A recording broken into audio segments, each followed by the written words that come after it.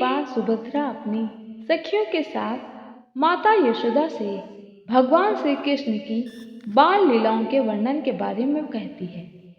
माता यशोदा ने कहा, इससे पहले कि मैं तुम्हें लीला सुनाना आरंभ करूं, सुभद्रा तुम्हारी एक सखी द्वार पर पहरा देगी, जिससे कोई बिना पूछे अंदर ना आ सके। और मैया ने कृष्ण की बाल लीलाओं का वर्णन शुरू किया। वहां उपस्थित सभी लोग मैया की बातों में इतने तल्लीन हो गए कि उन्हें कृष्ण और बलराम के आने का पता ही नहीं चला। जब कृष्ण और बलराम ने मैया के मुख से अपने बिछोह का वर्णन सुना तो वे वहीं स्तंभित हो गए। आंखें बड़ी हो गई और शरीर भक्ति के प्रेम भाव से पिघलने लगा। तभी वहां नारद मुनि आए और कृष्ण के इस रूप को देखकर मोहित हो गए। उन्होंने कृष्ण से इस रूप में अवतार लेने का आग्रह किया और कृष्ण ने कहा, वे कलयुग में जगन्नाथ जी के रूप में अवतार लेंगे। उड़ीसा के पुरी में विराजमान भगवान जगन्नाथ की लीला भी ऐसी ही है, रहस्यमयी, करुणामयी और भक्ति से पूर्ण। त्रेता युग में एक निषाद राजा थे, विश्ववसु, जिन्हें विश्वांसु भी कहते हैं, जो वनवासी जनजाति के राजा थे एवं भगवान विष्णु के परम भक्त थे। एक दिन उन्हें जंगल में एक दिव्य मूर्ति मिली जिसे नीलमाधव कहा जाता था। वह मूर्ति एक दिव्य शक्ति से प्रकाशित थी। विश्ववसु प्रतिदिन उस मूर्ति की पूजा करते, पुष्प अर्पित करते और जंगल की गुफा में छिपाकर रखते। राजा विश्वांसु द्वारा इसे गुप्त रूप से पूजा जाता था। दूसरी तरफ उड़ीसा के राजा इंद्रधुम्न ने स्वप्न में भगवान विष्णु के दिव्य रूप का दर्शन किया। उस रूप में भगवान के विशाल नेत्र, बिना हाथ पैर की अधूरी सी मूर्ति, मगर दिव्यता अपार थी। जब राजा जागे तो उनका चित्त विचलित था। उन्होंने मंत्रियों से पूछा, क्या कोई इस रूप का परिचय जानता है? कोई कुछ नहीं जान सका। तभी एक वृद्ध साधु ने बताया, महाराज, यह रूप तो नीलमाधव के समान लगता है। इसकी जरूर कोई मूर्ति होगी। राजन, आपको उस मूर्ति का पता लगवाना चाहिए। राजा इंद्रधुम्न ने निश्चय किया उस दिव्य मूर्ति को अपने राज्य में लाया जाएगा ताकि समस्त प्रजा उस मूर्ति की पूजा कर सके। लेकिन कठिनाई थी, नीलमाधव कहाँ है, यह कोई नहीं जानता था। इस कार्य के लिए राजा ने ब्राह्मणों में सबसे योग्य विद्यापति को इस कार्य के लिए भेजा। विद्यापति जन्म से ही संस्कारवान, शांत स्वभाव और प्रभु भक्त थे। उसके पिता एक योग्य पंडित थे और बचपन से ही विद्यापति को वेद पुराणों की शिक्षा दी गई थी। विद्यापति बाल्यकाल से ही भगवान विष्णु के विभिन्न रूपों से अत्यंत प्रभावित थे। विशेषकर वह भगवान श्री कृष्ण और उनके स्वरूप जगन्नाथ जी के प्रति अद्भुत प्रेम रखते थे।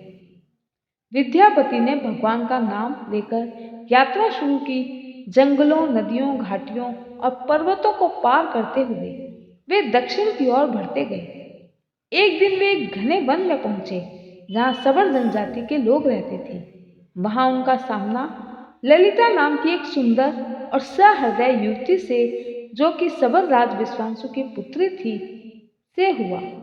ललिता ने विद्यापति को पानी पिलाया, भोजन कराया।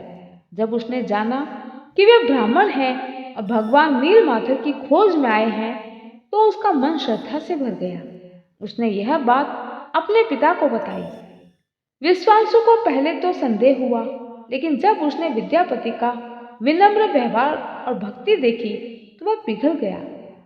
मगर एक शर्त रखी, मैं तुम्हें नीलमाधव के दर्शन तभी कराऊंगा जब तुम मेरी पुत्री से विवाह करोगी। विद्यापति धर्म संकट में आ गए। उन्होंने भगवान का स्मरण किया और अंत में सोचा, यदि यह विवाह भगवान की इच्छा से है तो वह इसे स्वीकार करते हैं। इस प्रकार विद्यापति और ललिता का विवाह हुआ। विवाह के बाद काफी अनुनय विनय के बाद एक दिन विश्वांसु उन्हें एक अंधेरी रात में नीलमाधव के मंदिर ले गया। लेकिन आंखों पर पट्टी बांधकर विद्यापति ने कमर में एक छोटी सी पोटली में सरसों के कुछ दाने रखे ताकि वापसी में वह रास्ता पहचान सके। जब आंखों की पट्टी हटाई गई, विद्यापति मंत्रमुग्ध रह गए। सामने एक गुफा में प्रभु नीलमाधव विराजमान थे। वह मूर्ति साधारण नहीं थी, मूर्ति अधूरी थी, परंतु उसकी दिव्यता असाधारण थी। विद्यापति के नेत्रों से अंशुधारा बहने लगी। उन्होंने मन ही मन भगवान से प्रार्थना की, प्रभु, मैं आपको लेने आया हूँ। राजा इंद्रद्युम्न आपके लिए व्याकुल हैं। भगवान ने संकेत दिया, समय आने पर मैं स्वयं प्रकट हो जाऊंगा। अभी लौट जाओ और राजा को सूचना दो। विद्यापति ने अगले ही दिन स्मृति चिन्हों के साथ वापसी की और राजा इंद्रद्युम्न को सारी बात बताई। राजा ने तुरंत सेना और कारीगरों को साथ लेकर उस स्थान की ओर प्रस्थान किया, लेकिन जब वे वहां पहुंचे, सारा स्थान बदल चुका था। मूर्ति अदृश्य हो गई थी। सब अचंभित थे। राजा विद्यापति के साथ निषाद राजा विश्वासु के पास गए। उन्होंने अपने सपने की बात निषाद राजा को बताई और उन्हें यह भी बताया कि इस मूर्ति के स्थापन करने में हर कोई प्रभु के दर्शनों का लाभ उठा सकेगा। अतः इस मूर्ति का मंदिर में होना बहुत जरूरी है।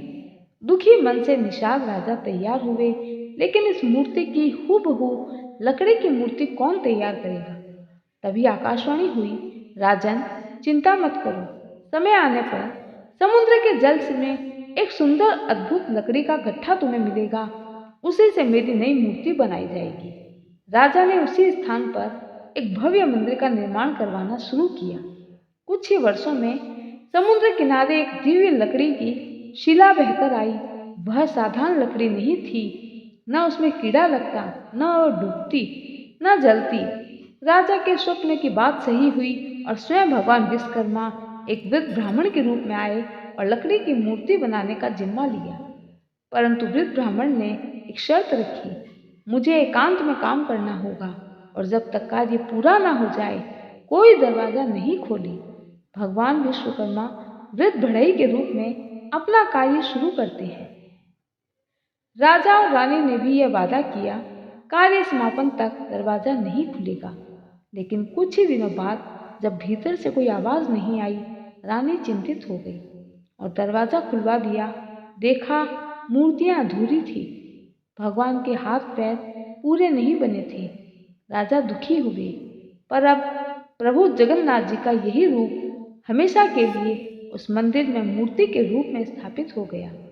इस प्रकार भगवान जगन्नाथ, बलभद्र और सुभद्रा की मूर्तियां बनी और उनका विधि पूर्वक पूजन के साथ स्थापना हुई।